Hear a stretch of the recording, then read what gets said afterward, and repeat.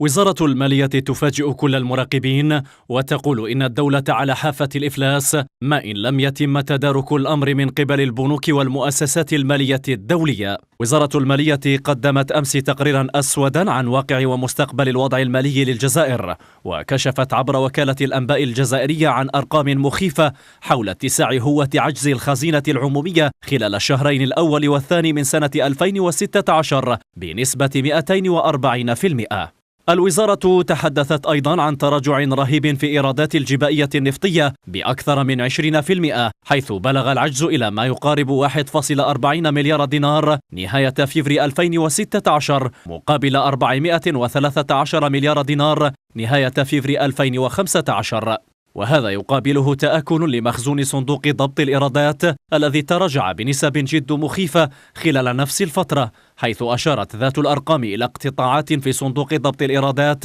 وصلت إلى 666 مليار دينار خلال شهرين، مع ارتفاع مستوى الاستهلاك الداخلي حيث ارتفعت ميزانية التسيير ب34% مقارنة بالعام الماضي، أمر ينبئ بخطر حقيقي للوضع المالي للبلاد وإفلاس متوقع ووشيك في حال استمرت الأوضاع على حالها. ليبقى السؤال مطروحا: إن كان وزير المالية عبد الرحمن بن خالفة بهذه الأرقام بصدد القيام بمهمة التخفيف من شدة الصدمة على الجزائريين والتمهيد لسيناريو أسوأ من التقشف فقط.